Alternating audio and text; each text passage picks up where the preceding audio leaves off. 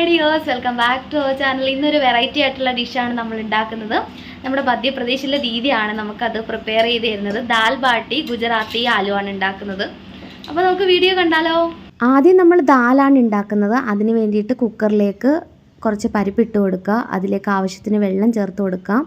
1 table spoon ഉപ്പ്, 1 table spoon മഞ്ഞൾപ്പൊടി, 1 table spoon ജീരകം, അല്പം കായപ്പൊടിയും കൂടി ചേർത്ത് കൊടുക്കാം. അതിനുശേഷം 3-4 വെളുത്തുള്ളി ചതച്ച് നമുക്ക് ചേർത്ത് കൊടുക്കാം. അതും കൂടി ചേർത്ത് നല്ലപോലെ ഒന്ന് വേവിച്ചെടുക്കുക. അപ്പോൾ നല്ലപോലെ വെന്ത് വന്നിട്ടുണ്ട്. ഇനി ഇതിലേക്ക് ആവശ്യമായ സാധനങ്ങൾ: 3 സവാള ചെറുതായിട്ട് അരിഞ്ഞത്, 3-4 വെളുത്തുള്ളി ചെറുതായിട്ടൊന്ന് ചതച്ച് വെച്ചിട്ടുണ്ട്, 3 തക്കാളി, 1 തക്കാളി ചെറുതായിട്ട് അരിഞ്ഞിട്ടുണ്ട്, 2 തക്കാളി വലിയ പീസാക്കി എടുക്കുക. അതിനുശേഷം നമുക്ക് ചട്ടി അടുപ്പത്ത് വെക്കാം. ചട്ടി നല്ലപോലെ ചൂടായി വരുമ്പോൾ അതിലേക്ക് എണ്ണ ഒഴിച്ചതിന് ശേഷം കടുകും കറിവേപ്പിലയും ഉണക്കമുളകും പച്ചമുളകും എല്ലാം കൂടി ചേർത്ത് നല്ലപോലെ ഒന്ന് ഇളക്കി കൊടുക്കുക.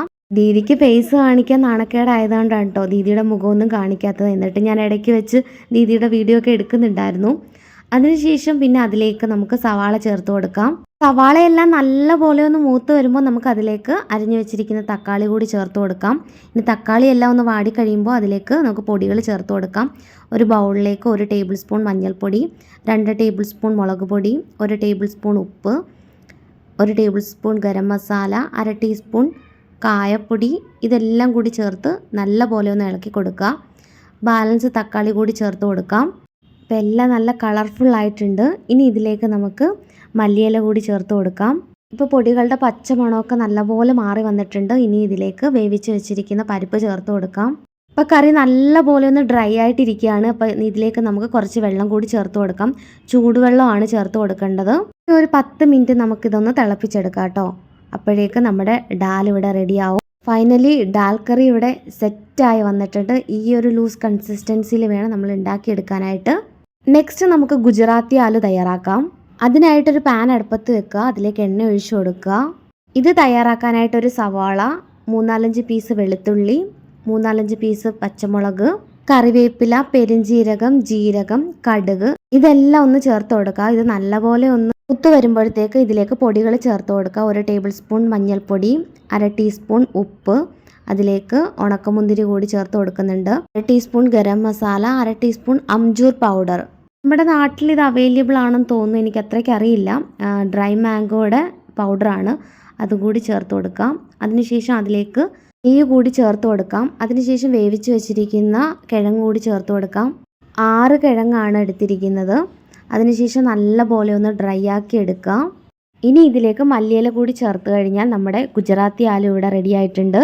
ഇനി പുതിനയില ചട്നി തയ്യാറാക്കാം. ആവശ്യത്തിന് പുതിനയില ഇട്ട് കൊടുക്കുക. അതിലേക്ക് 1/2 പീസ് ഇഞ്ചി, കുറച്ച് മല്ലിയില, 3 പച്ചമുളക്, 1 ചെറിയ സ്പൂൺ ജീരകം, അല്പം ഉപ്പ്, 1 ടേബിൾ സ്പൂൺ പഞ്ചസാര, 3-4 പീസ് വെളുത്തുള്ളിയും കൂടി ചേർത്തൊന്ന് ജസ്റ്റ് ഒന്ന് അരച്ചെടുക്കുക. കുറച്ച് വെള്ളം കൂടി ചേർത്ത് കഴിഞ്ഞാൽ പുതിനയില ചട്നി റെഡിയായി.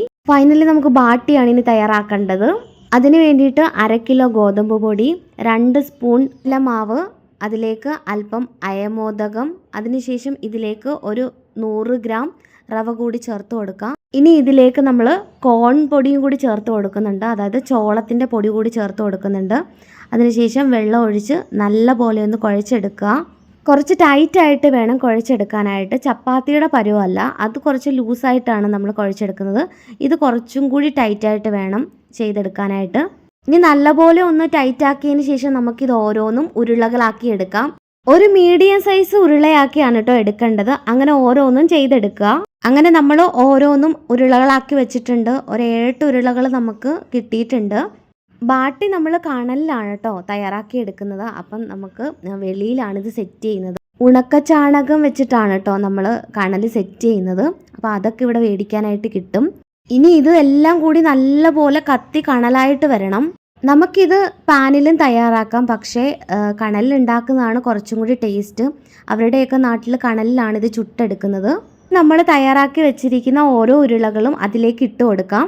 അപ്പം ഞങ്ങൾ ഫസ്റ്റ് ടൈമാണ് ഇത് കഴിക്കുന്നത്. അപ്പോൾ അതുകൊണ്ട് ദീദിക്ക് നിർബന്ധമായിരുന്നു ഇത് കണലിൽ തന്നെ ചുട്ട് നമുക്ക് തരണമെന്നുള്ളത്.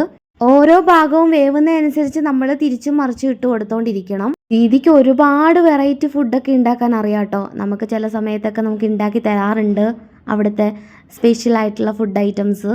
കുറച്ച് ഭാഗമൊക്കെ നല്ലപോലെ വെന്ത് വന്നിട്ടുണ്ട്. ഇനി നമുക്കതൊരു പാത്രത്തിലേക്ക് മാറ്റിയിട്ടതിന് ശേഷം കണലെല്ലാം ഒന്ന് കോരി മാറ്റി അതിൻ്റെ ഉള്ളിലേക്ക് നമുക്ക് ഓരോ ഉണ്ടകൾ ഇട്ട് കൊടുക്കാം. ഉൾഭാഗമൊക്കെ വേവാനായിട്ടാണ് കേട്ടോ ഇങ്ങനെ ചെയ്യുന്നത്. അപ്പോൾ ബാട്ടിയെല്ലാം നല്ലപോലെ വെന്ത് വന്നിട്ടുണ്ട്.